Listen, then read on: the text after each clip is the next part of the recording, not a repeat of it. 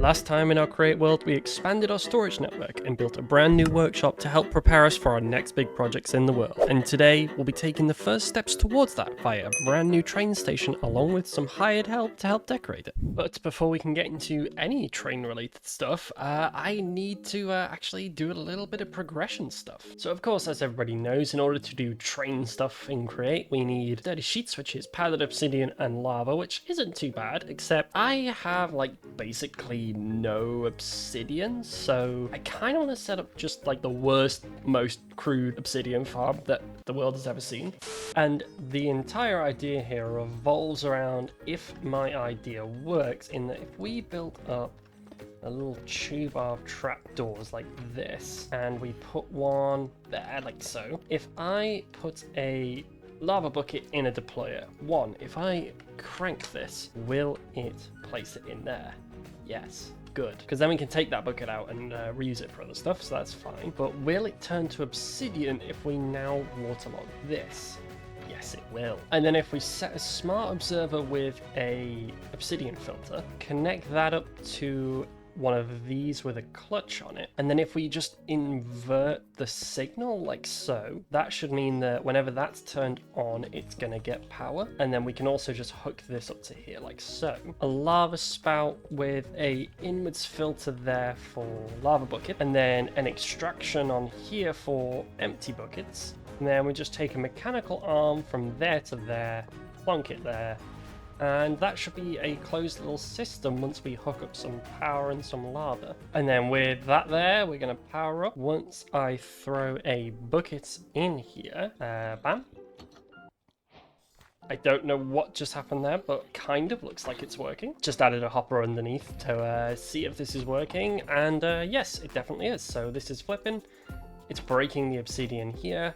A new lava's getting placed, immediately turned into obsidian, and it's starting the whole process again. So that's pretty cool. I don't want to leave this running for too long though, so maybe we'll just add an auto switch to this. They're not called stockpile switches anymore, skis, they're called threshold switches. Let's set this to like 5%. Anyway, with our obsidian situation mostly sorted, we can get started making the sturdy sheets. So we just need to crush up some obsidian to get the obsidian powder, and I actually forgot that you get obsidian back from this. And I made this whole farm thinking I was going to need loads of it, but no, you need like a stack and you get loads. Anyway, this is also why I've added the lava pumps and the water pumps into my workshop here, because they're now, bam, steady sheets in process. We're not going to have to faff around creating another one of these homunculi, but no, right here in the workshop, sorted. And we can just drop these in the presses and pick them out when they're done. And bam, we've got sturdy sheets all ready and sorted. Now brass, on the other hand, for the brass casing,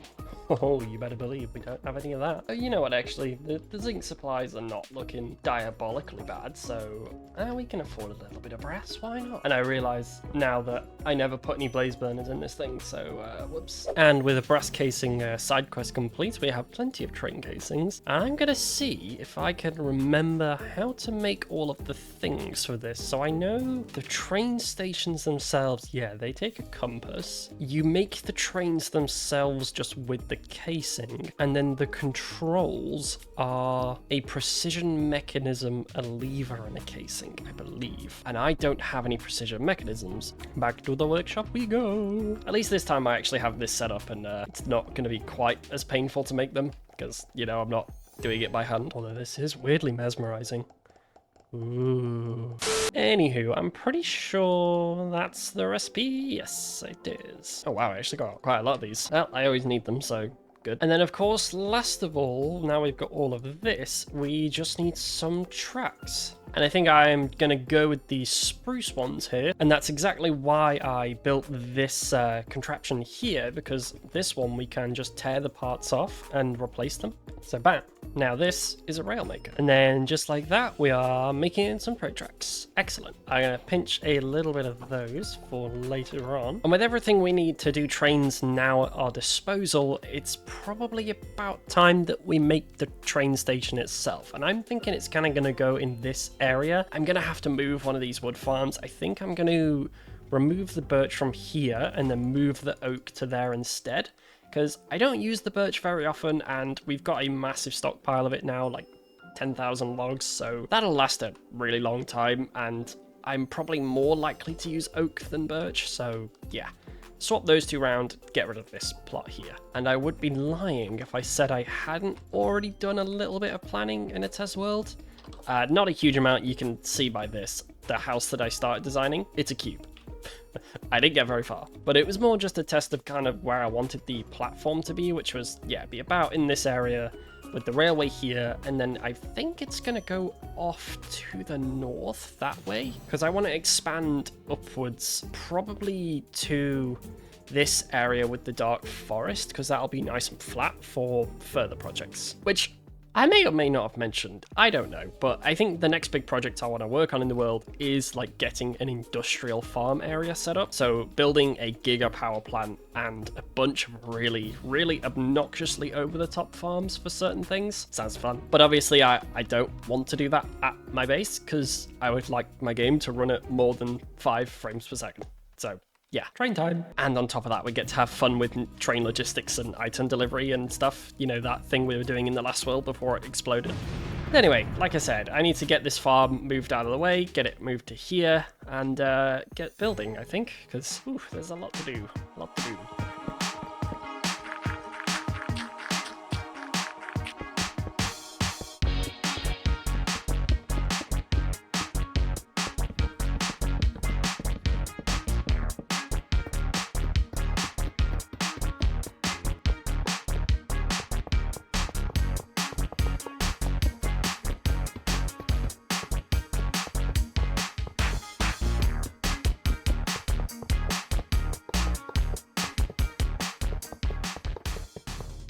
It ain't much right now, but I think we're going to be able to turn this into something that looks pretty good. So I've started to kind of lay out the train station here. We've got our platform on the left, and the track here is going to have a display board behind it. This will have all the train information and stuff displayed on there. And then I kind of started to lay this out as if it was going to be a house and a ticket office. So like we've got the main room here, that this is going to be the ticket office, and then the behind areas, so this room here, and the upstairs is going to be kind of where the station master would live. The station master being me. This is going to be my house, because I keep just like randomly throwing beds down everywhere, and yeah, the storage room is kind of full, so I don't really have a place to like put beds or just stuff and collectibles and whatnot, so I think the house will be a really good place for that. But as you can see, the interior is looking pretty diabolical right now. Haven't even put in a floor. Walls made of just plain terracotta, which I don't really even like the layout of that much, so we are going to call in some hired help for this. And with the last time we had somebody in our world to help us build something, I'm going to try not to do the worst acting in the world. How did I get there? What? Why do I have to? Oh, hey. All right, Taskmaster Skeege, it's in it. And this is the part of the video where I have a bit of an admission to make. In short, I screwed up this recording big time. For whatever reason, my goopy goblin brain forgot to do an audio check before jumping in to record, and the entire 2 hours of footage of building Sniff and I didn't record any Discord audio, so you're getting the voiceover version instead. While the original plan was to work on the interior of the build, after looking at some inspiration for older train stations, we quickly realized that most of the current build was going to need renovating. So we got to work tearing off the old roof and interior walls to give a blank slate to work from. There were 2 main changes we wanted to make. The first being an extension on the front that would later become a clock tower and centerpiece for the building. This added a nice focal point and made the structure overall a lot more dynamic. Second, we raised the walls to make the interior a bit more spacious. And now, with the groundwork laid, we got to work on adding some more details to the build, using sandstone as a border between the floors and terracotta to add some shape to the build and smooth out some of the harsh edges, before adding in a few small windows on the front. Then we made use of some large boiler pieces combined with pipes and lights and girders to create an industrial-like feature on the clock tower, as well as extending it even further upwards so we could add the clock faces themselves. This was done by using a clockwork bearing, as well as a couple of really sneaky building tricks using some copycat layers and the forbidden technology of the 6-way gearbox. By the time the clock tower was finished, the roof was also approaching completion, with its sandstone trim and deep slate block palette. The final touch was to add a skylight in the roof using different colors of glass to create an almost shine effect. And last, I wanted to surprise Skeege with a flag, so I tried my best to make a gear design to solidify its place in a town full of machines and create mod contraptions. After adding a couple last-minute adjustments and some more windows to the roof gables, the build was complete. Thank you so much, Skeege, for inviting me to your world, and I hope I can come back again so that we can actually record audio correctly. Oh, okay.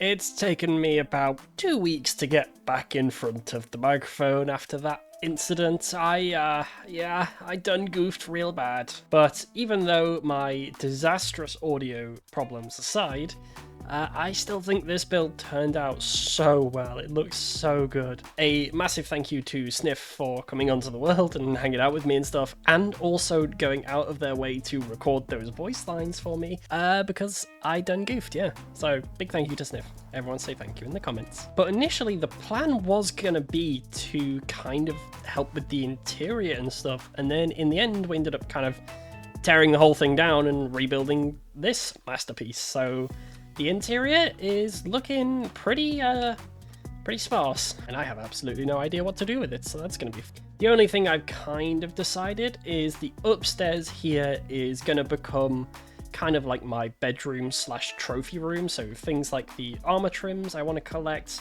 maybe mob heads, a couple of things, and again, maybe you guys can give me some ideas of stuff I can collect in here as like stuff and things. In fact, I know one thing that has got to be moved in there immediately, actually. The first legendary chicken sandwich. That's going in the trophy.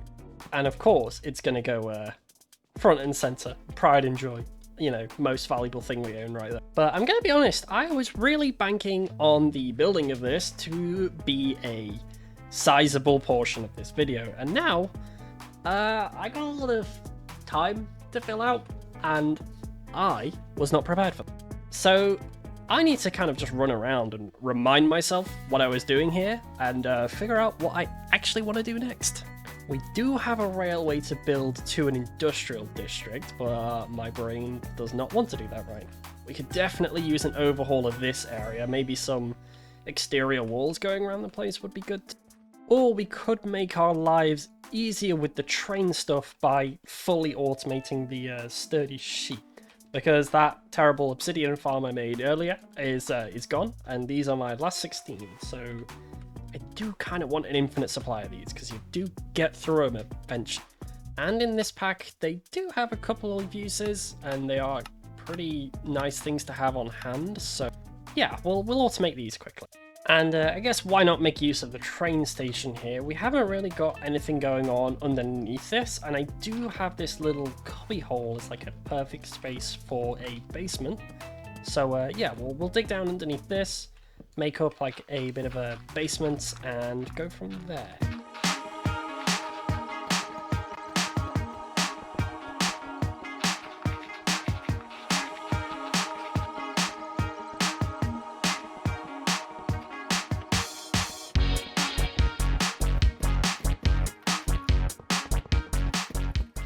And you know, it ain't much, but this'll do. So I think the plan for this is we're going to pull over some of the lava from our main steam engine, and then we'll do some like stockpile stuff. So when there's an excess of lava, it will get sent to sturdy sheets.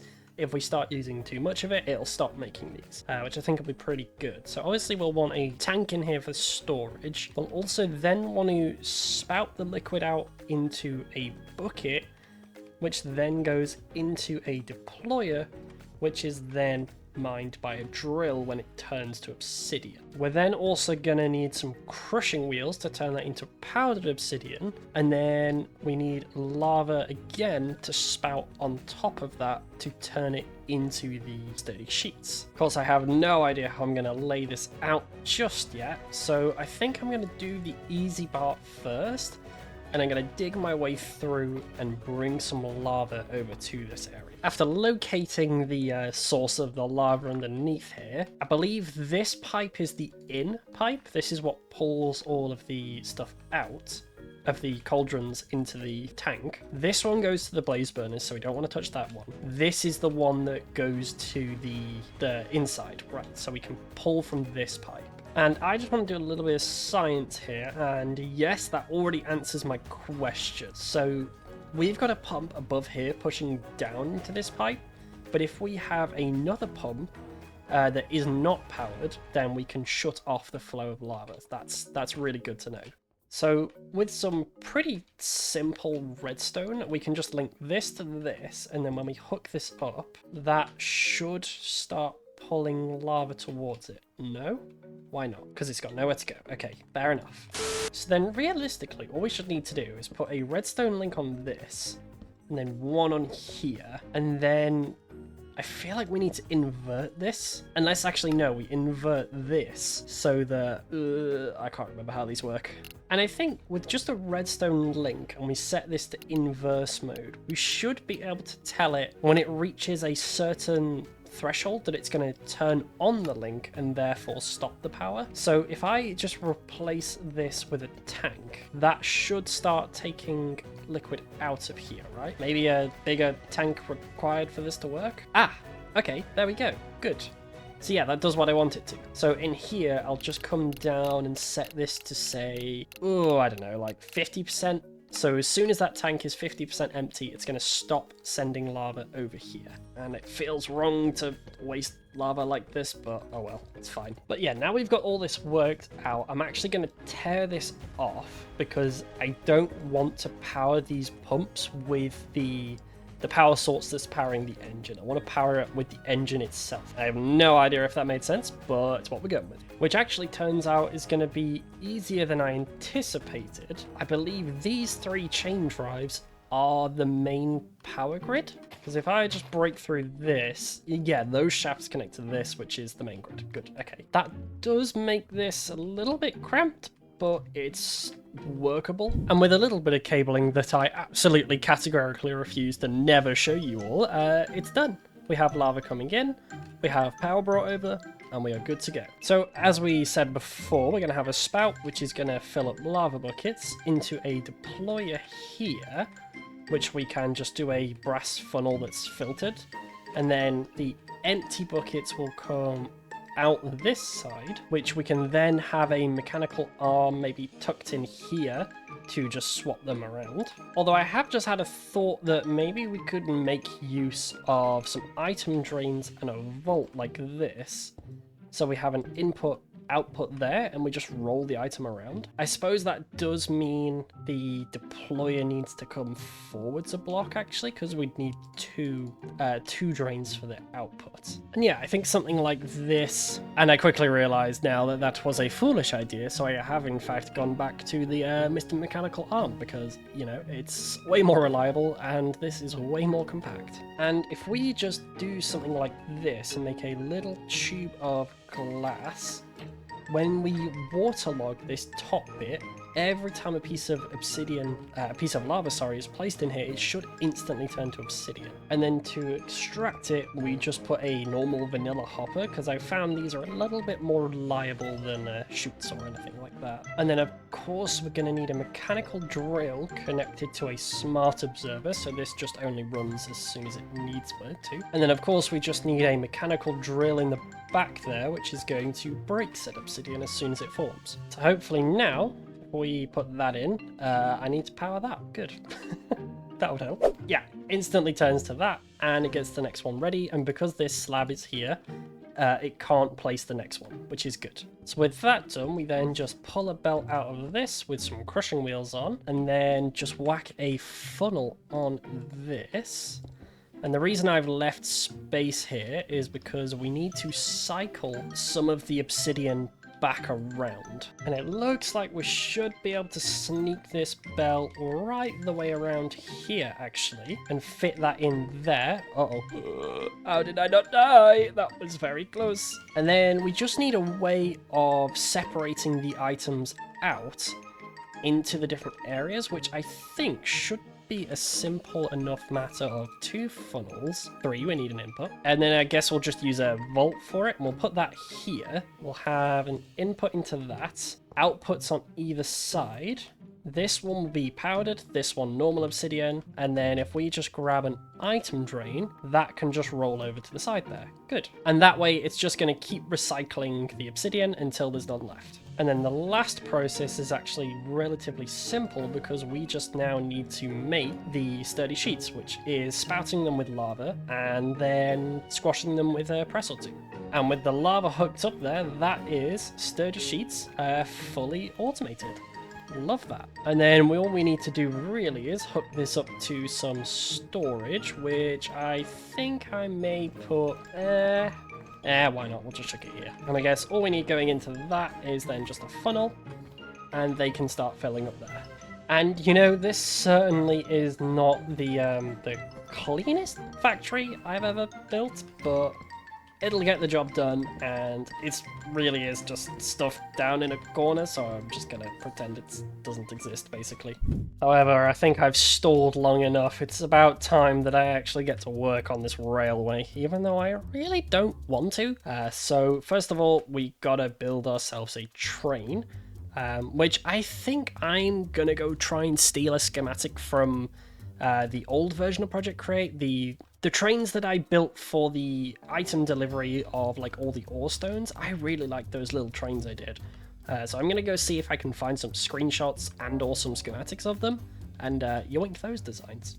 And you know, while the save file may have been corrupted, the schematics sure weren't. I found them. Check out these little guys. Oh, they're adorable. And it looks like, because I've got all the same mods, most of it's from Steam and Rails and stuff, so I don't think I should have any issues actually building these. So if we just get this little guy positioned on the track here, I just need to grab my schematic cannon. Is that in here? Yes, it is.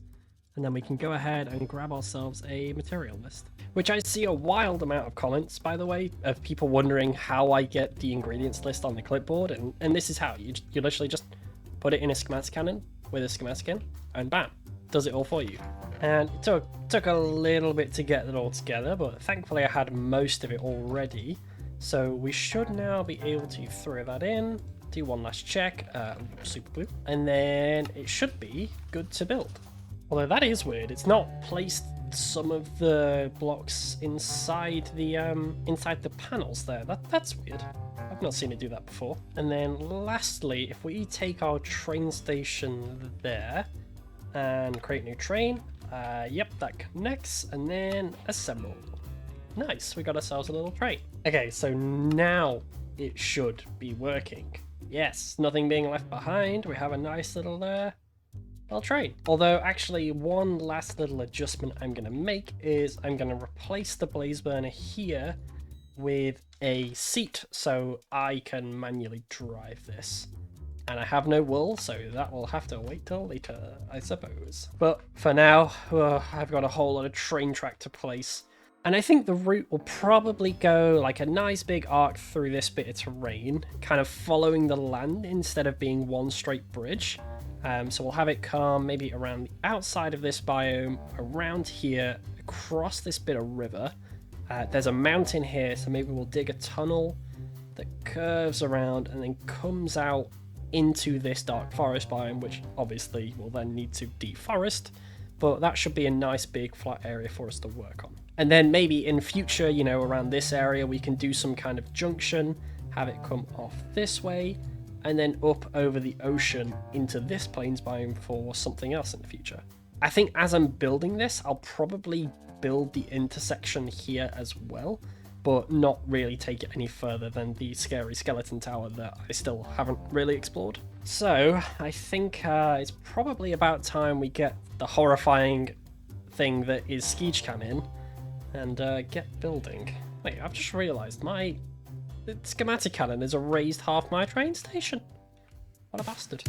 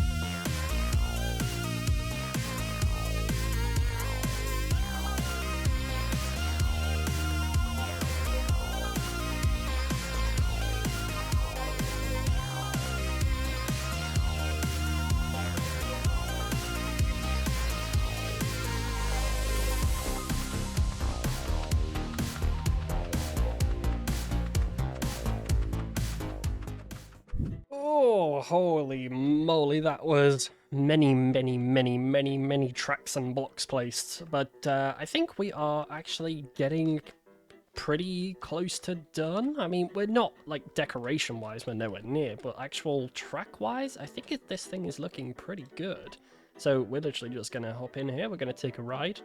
So all of this is paved, it's got gravel, dirty gravel and coarse dirt along the edges. I just want to go around and rough up the edges and stuff, just to make it less flat. But now the track comes all the way up here. We have a selection of bridges over the non-flat bits. We don't talk about this bridge. And this is the area which I haven't really worked on, I'm not going to lie. I don't really know what to do with it. There will be another bridge there. I'm scared of it, so I'm not touching it. Another bridge here. I'm going to get rid of this lava pool here. Maybe expand out like the pools of water and have a river flowing down to the ocean or the river there. Which I think will look really good. And then as we come around here, need to also construct another bridge here. But then we finally end up at the tunnel, which is all dug out. So yeah, we are really making some good progress on this railway, I think. We've done quite a lot of work on it already, but there's definitely a good ways to go. One of the things I have been working on, which admittedly there was a stream that I did before this video went out where you would have seen this, but I want to add a bunch of like custom trees and boulders and just little points of interest as we're riding along the railway to make it a little more visually interesting. So like this kind of area here is one that I've already worked on, and you can see we have like some custom trees floating around. There's one there, there's one there, there's one there, a couple of boulders in the ground and everything. And it really just brings the railway to life, you know, it just the small details really help it all come together. And of course, the last and most important thing is our train car. It does not have a name, and I would like some help naming it, so feel free to drop some name ideas in the comments for this guy. There will be more passenger cars and stuff added, so, you know, go wild. I'll pick one of them, probably. I don't know. Maybe. Unless they suck. I started off that recording so strongly and then it all went downhill. Standard Skeege video, to be fair, like it's nothing new. But anyway, that's going to be all from me today. Thank you all very much for watching, everybody. Make sure you go check out Sniff's channel and of course say a massive thank you to them for actually recording the voiceover and also just for hanging out with me and stuff, because I had loads of fun building this. It was great. Sometimes I forget how to make videos and you can just tell in these clips. They start off so strongly, then it all goes downhill. Yippee!